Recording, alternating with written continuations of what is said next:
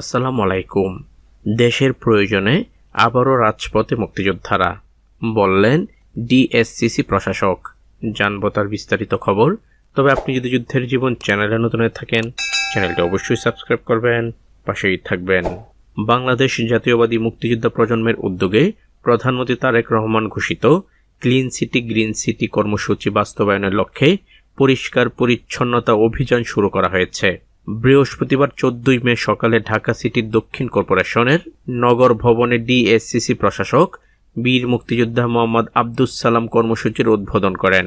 উদ্বোধন বক্তব্যে প্রশাসক বলেন, 1971 সালে যেমন শহীদ রাষ্ট্রপতি জিয়াউর রহমানের ডাকে মুক্তিযোদ্ধারা দেশের স্বাধীনতার জন্য হাতে অস্ত্র তুলে নিয়েছিলেন, আজও তেমনি প্রধানমন্ত্রী তারেক রহমানের ডাকে ঢাকা শহরকে ক্লিন সিটি গ্রিন সিটি করতে তারা রাজপথে নেমেছেন। একজন মুক্তিযোদ্ধা ও ডিএসসিসি প্রভাষক হিসেবে তিনি বীর মুক্তিযোদ্ধা ও মুক্তিযোদ্ধা প্রজন্মকে ধন্যবাদ জানিয়ে বলেন, আমরা একদিন চলে যাব, কিন্তু মুক্তিযোদ্ধা প্রজন্মকেই দেশের দায়িত্ব নিতে হবে। নতুন প্রজন্মকে দেশপ্রেমে বলিয়ান হয়ে দেশের জন্য নিজেদের গড়ে তুলতে হবে। তিনি আরও বলেন, ঢাকা আমাদের প্রাণের শহর। এই শহরকে যদি সবার কাছে গ্রহণযোগ্য করতে চাই, তাহলে আগে নিজেদের বদলাতে হবে। আমরা বদলালে ঢাকা বদলাবে। আমরা চাই না পৃথিবীর সবচেয়ে খারাপ শহরের তালিকায় ঢাকা থাকুক। আমরা চাই পরিচ্ছন্ন, সুন্দর ও সবুজ শহরের তালিকায় ঢাকা 1 নম্বরে থাকুক।